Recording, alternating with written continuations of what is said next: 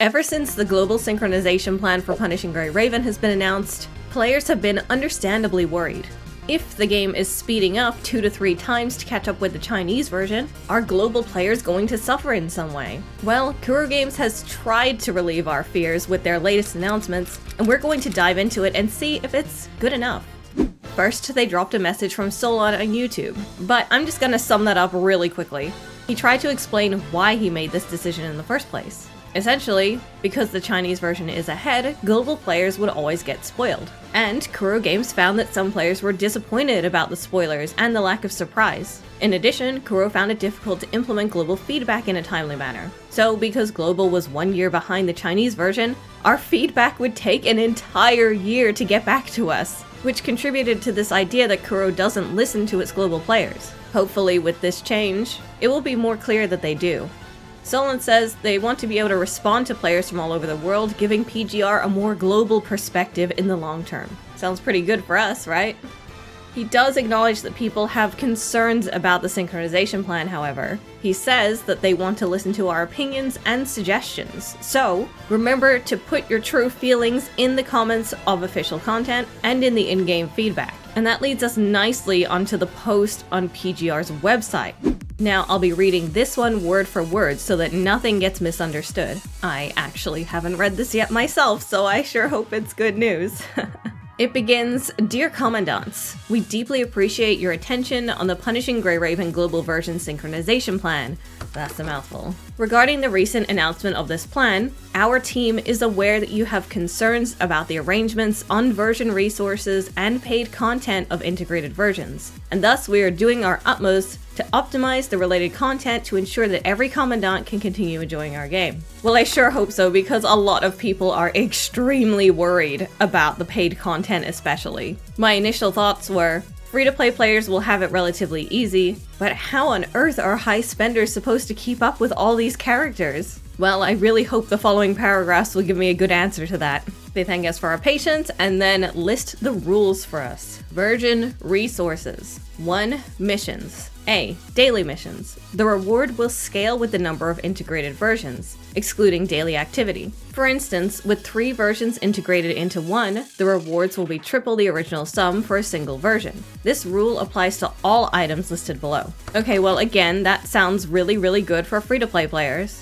B. Weekly missions. The rewards will scale with the number of integrated versions. C. Operation Guardians. The rewards will scale with the number of integrated versions. All good here. I think this much is what people were certainly expecting. 2. Permanent events. A. Phantom Pain Cage. Weekly progress missions. The reward will scale with the number of integrated versions, excluding nameplate rewards. For instance, with 3 versions integrated into 1, the rewards will be triple the original sum for a single version. This rule applies to all items listed below. Okay, this one, pretty big. People were absolutely worried that we wouldn't have enough Phantom Pain scars to keep up with all the upcoming characters, and it looks like they'll be mitigating that issue for us. Arguably, this is excellent for new players, particularly new free-to-play players. Anyway, ranking rewards. The rewards will scale with the number of integrated versions. Cool, same deal. B. Warzone. Warzone missions. The rewards will scale with the number of integrated versions. Ranking rewards. The rewards will scale with the number of integrated versions. Clash Reflection. Achievement progress rewards. The rewards will scale with the number of integrated versions. I'm sensing a bit of a theme here. D. Norman Revival Plan. Stage clearance mission rewards and stage clearance rewards will both scale with the number of integrated versions. We get the gist. Well, that's definitely what we wanted to hear and what a lot of people's feedback was asking for. With this, we won't be punished through events for the game speeding up. Speaking of events, number 3 is version-specific events. Certain version-specific events may undergo adjustments as necessary. Events that will no longer be included in the integrated versions will be replaced by new version missions, which players can complete to claim the rewards previously corresponding to the removed events. The new version missions will primarily include, but are not limited to, total logins, serum consumption, and first-time clearance of Phantom Pain Cage and Warzone stages. In other words, some patches may be missing certain events so that we don't feel absolutely overloaded with the amount of things we have to do, but we'll still be getting the rewards from those events through other, probably smaller things. Best of both worlds, I think. 4. Event news missions. Missions and rewards from the original versions will now be integrated. Rewards initially offered by news missions from events not included in the integrated versions will be transferred to the news mission rewards within the integrated versions to guarantee that players will retain access to the same rewards. Again, our reward amount won't change here. But I think I speak for everyone when I say I was confident Kuro Games would at least do this much. People were certainly worried about all that, but let's find out what they're going to do with non-paid shops. 5 shops. A. War Shop. The number of 6-star memory resonance material picks that can be purchased at a discounted price will scale with the number of integrated versions. Cool, so we don't lose out again. B. Voucher Shop. The number of 6-star memory resonance material picks and inverse shards that can be purchased at a discounted price will scale with the number of integrated versions. Again, this is great. If you're collecting, say, Isla Kaleido's shards through the Voucher Shop, you won't be limited just because the patches are speeding up. And you should definitely collect Isla Kaleido's shards because she's the best. I mean, you know, maybe not meta-wise anymore, but, you know, she's important to me. 6. Simulated Battlefield. The material stage. The number of drop tokens will scale with the number of integrated versions. The rewards of the authority levels will scale with the number of integrated versions. And version-specific items, included limited memories, decors, member gifts, and stamps will be released in-shop over time, while the item purchase limits remain the same. I take this to mean that we won't be getting anything additional from the shop, but we will be getting everything we would have got over 2 to 3 versions, however much is put into one patch. So again, that's good. Then we've got number 7, sign-in. A. Daily sign-in. You guessed it, the rewards will scale with the number of integrated versions. B. Version and festival sign-in, if applicable. The sign-in rewards and festival rewards from multiple versions will be integrated into one sign-in event, while the total rewards and content will be the sum of those from the original versions. So again, more is getting squashed into the same thing. We're not actually losing out. But it does make it more important to sign in during certain days when those events are running. So keep that in mind if you like to take breaks. So far, everything is great. We're getting exactly what we deserve, which is exactly the amount people would be getting in the normal speed of these patches. But there is one thing people are more worried about than anything else. And that's what we're about to look at right now. The paid content. This could make or break how people feel about this. 1. Monthly passes. A. New monthly pass related packs added. Black Card Monthly Pass Supply, Weapon Research Monthly Pass Supply Pack, Character Serum Monthly Pass Supply Pack. Okay, that's cool, I guess. New packs are nice, but are they going to be discounted?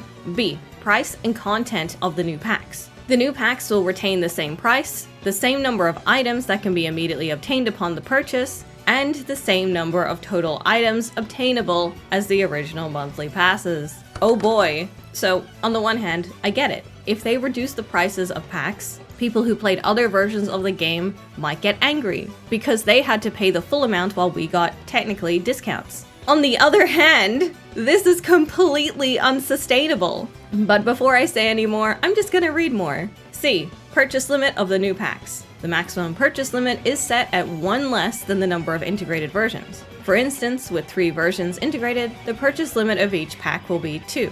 Okay, wait, doesn't that mean we actually get less? Am I misreading this? Now, I'm the kind of player who gets most of my characters to triple S rank, and what I can tell you is that if you buy out the shop every single month and then don't buy anything extra, you can get your characters to triple S rank and then be comfortable. In fact, you don't even need to buy out the entire shop every month to do that. But if they're taking away some packs, I don't know if it's possible to keep up, but I also might be misunderstanding this, so let's not jump the gun here. 2. Tactical Assessment Manual. That is the Battle Pass, by the way. Basic Intel rewards. The rewards will scale with the number of integrated versions. For instance, with 3 versions integrated into one, the rewards will be triple the original sum for a single version. This is the free Battle Pass. So this makes sense. This tracks with the rest. B. Encrypted Intel and Top Secret Intel, aka the paid Battle Pass. A new feature will be implemented allowing players to purchase encrypted intel and top secret intel multiple times, while the purchase limit will be set based on the number of integrated versions. For instance, with 3 versions integrated into one, players can purchase encrypted intel and top secret intel up to 3 times each. Oh no! Oh no! I can't afford that! Oh my god! C. Upon completing top secret intel missions, players will now have the opportunity to select a weapon coding from a designated range instead of obtaining one designated weapon coding. Okay, so it sounds like you can pick any of the 2 to 3 weapon codings that would be on the battle pass first, in case you don't complete all of them. I mean, I guess that's okay.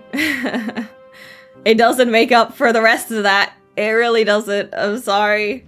Each top secret intel purchase allows for one selection. Available choices, weapon codings featured in the tactile assessment menu specific to the original versions prior to the integration. For instance, with 3 versions integrated, players can choose one from 3 weapon codings each time. Okay, so it's basically what I just said. 3. Limited supply packs. The purchase limit will be increased, with the exact number adjusted according to the number of integrated versions and actual circumstances. Please note that there will be no changes to the purchase limit of decor-related packs. So what I'm hearing a lot of is purchase limits are going up, but nothing about the prices. That's not good. That's not good at all. I don't think I'm gonna be a triple S rank gamer anymore. I don't think I can afford to be a triple S rank gamer anymore. 4. Coding supply packs and coding research events. The available duration of the limited discounted codings and coding research events will be extended to the end of the next version. So you've got a little more time to get them, but again, no discounts. If you're a coding collector, it's not good. And I think you're gonna have to plan the codings you want accordingly. 5. New A-rank characters of integrated versions, if applicable. A. The instant upgrade bundles of the corresponding characters will be removed. B. New version-specific missions will be introduced, allowing players to obtain A-rank character inverse shards upon completion. A maximum of 320 inverse shards for each new A-rank character of the current integrated version can be earned through these missions, which will revolve around specified serum consumption targets within this version.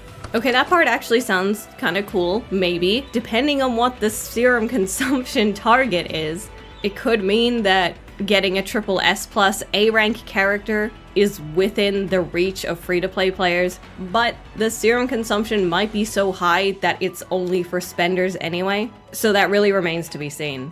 And that's where it abruptly ends. So what have we learned? We have learned that free-to-play players are doing great. They're having a great time. They get double or triple the rewards depending on the version, they can possibly get a bunch of shards for their A ranks, and they really don't have much to worry about. They're gonna be able to get every character that they've been worried about getting. Excellent! If you're free to play, it's probably the best possible time you could ever start punishing Grey Raven. On the other hand, if you are a spender, like me, you might just be quaking in your boots right now. There was not a single mention of any pack being discounted for spenders, and all I can say about that is, if you have feelings, please leave feedback. Please leave feedback on official channels, through official social media, through the in-game surveys.